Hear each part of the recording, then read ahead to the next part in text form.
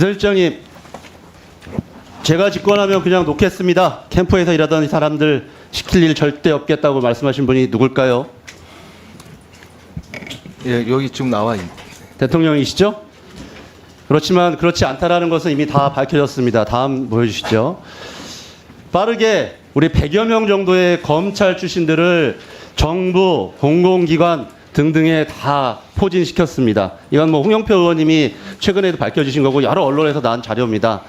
말 그대로 국민 모두가 윤석열 정부는 검찰 카르텔 정부다라는 것을 인식할 수 있는 주요 내용들을 한 100여 명 정도 쭉 정부에 포진시켰습니다. 또 대부분의 많은 사람들이 대통령이 언급하셨던 캠프에 있던 분들입니다.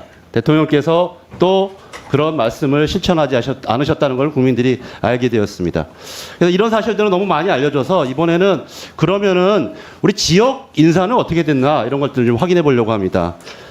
제가 지금 보니까 대통령과 안보실 비서관급 인사 총 현직이 보니까 53명인데 보니까 영남이 23명입니다.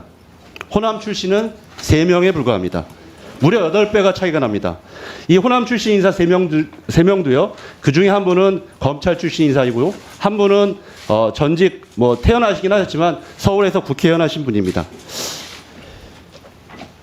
그래서 이제 이 대통령 비서실뿐만 아니라 그러면 저 부처는 어떻게 될까 해서 제가 자료 요구를 했더니 자료를 안 주세요. 아까 말씀하셨던 것처럼 인사혁신처도 안 주고 있어서 그래서 저희 직원들이 한번 주요 부처 3개를 돌아봤습니다.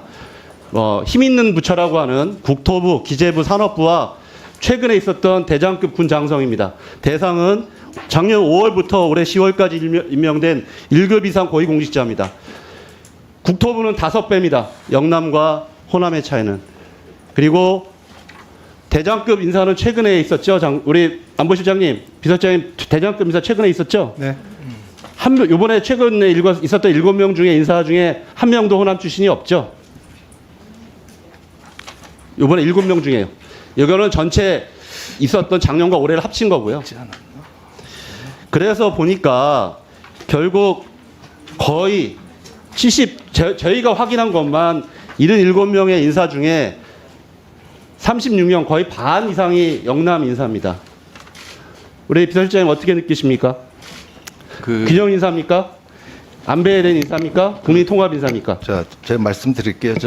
사실과 다릅니까? 의원님도 이제 청와대 인사 계셨고 저도 이제 청와대 여러 번 있었지만은 지금 아까 말했듯이 공공기관 검사 그러니까 비서관 명백히 잘못된 인식입니다. 지금 비서실하고 예. 우리 정부 부처를 말씀드린 겁니다. 예. 지금 저희가 그래서 체크를 해봤는데 예.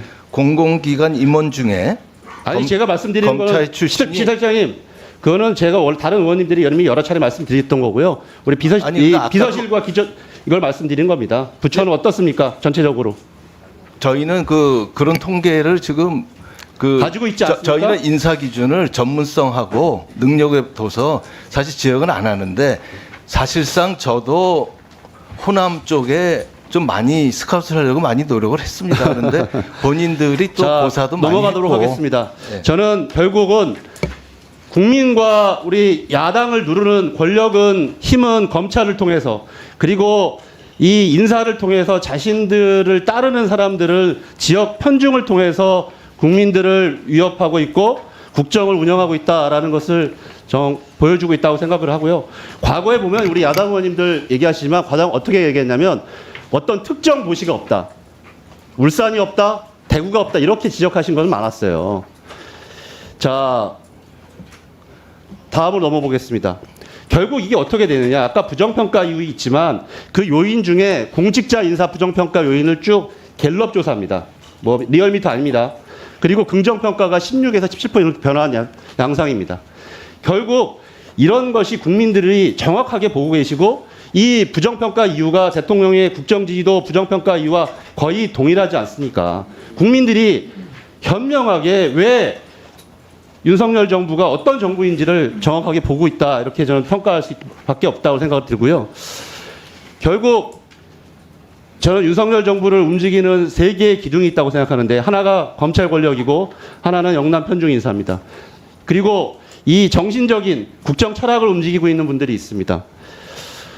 우리 비서실장님 8월달 광복절 메시지에 대통령님 그 경축사에서 공산이 몇 번 쓰였는지 아세요? 공산이라는 단어가 몇 번 나온지 아세요? 모르겠는데. 8번 나왔고요. 전체주의가 2번 나왔습니다. 반국가 세력이 2번 나왔습니다. 대통령의 1년 메시지 중에 가장 중요한 광복절 메시지에 공산 전체주의라는 세력이 이 단어만 12번이 넘게 나왔습니다. 그런데 이건 사회과학적 용어도 아니고 그 전에 많이 또 무슨 보수 언론에서 쓰였던 용어도 아닙니다. 그래서 최근에 어떤 방송에서 확인을 해봤더니 이 공산 전체주의란 말은 한국 자유주의라는 단체에서 창립선언에 나왔던 단어다. 이런 것들이 확인이 되었습니다. 결국 별로 국정 철학이나 정치 경험이 없는 대통령을 이런 분들이 세뇌시키고 이런 분들이 결국 뒷받침하고 있지 않냐. 이 단체 출신이 저 뒤에도 앉아 계시지만 11명이 지금 현재 이렇게 포진하고 계십니다. 결국 국민과 야당을 억누르는 힘은 검찰을 통해서 그리고 자신들의 편은 영남의 특정 인사를 통해서 그리고 이렇게 국정 철학은 특정 뉴라이트라는 세력에 의해서 이 윤석열 정부를 움직이고 있다. 그리고서 국민들은 저렇게 부정평가를 인사 문제에서 찾고 있고 그것이 윤석열 대통령의 결국은 리스크로 윤석열 정부의 결국 패착으로 가고 있다. 이게 국민들의 생각입니다. 결국 이게 이준석 대표가 얘기했던 양두구육. 저는 이 말씀을 다시 상기시키고 돌려드리고 싶습니다. 비서실장님 이렇게 되어 있는 국정기조를 전환할 의지가 있습니까? 제가 이제 답변 드리겠습니다.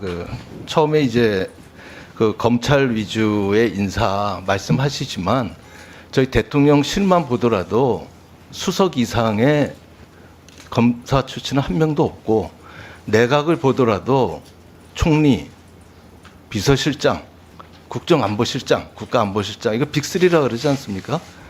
한 명도 없고 문제는 이제 비서관 몇 명 있는데 그걸 가지고 하고 그다음에 제가 한번 파악을 해봤어요. 하도 우리가 검찰이 진짜 많은지 그래서 공공기관 임원 중에 검사나 검찰직 일반직이죠. 그 사람들 다 출신을 보니 34명인데 그 중에도 현 정부에서 임명한 사람은 18명이고 나머지는 지난 정부에서 또 임명한 사람들이 아직 남아 있는 거고 전체적으로 보면은 이런 검찰 인력은 한 1%도 안 되더라. 그럼 문재인 정부랑 같더라. 예. 그 말씀을 좀 드리고요. 그 다음에 영남 위주 그건데, 어떻게 보면 이제 잘 아시겠지만 지난 정부에서는 호남을 많이 쓰시지 않았습니까? 그래서 지금 좀 찾으려고 그래도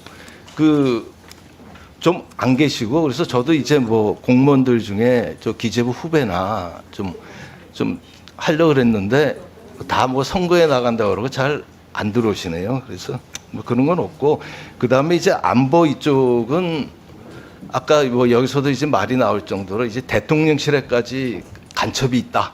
이 정도로 이제 그 정도로 이런 안보나 이런 게 지금 무너져 가고 있기 때문에 대통령께서는 아마 그걸 좀 강조하신 거 아닌가. 예. 그렇게 너무 구구하세요. 죄송합니다. 구구하다 보면 죄송한데 그렇지 예. 않나 저는 생각됩니다. 네.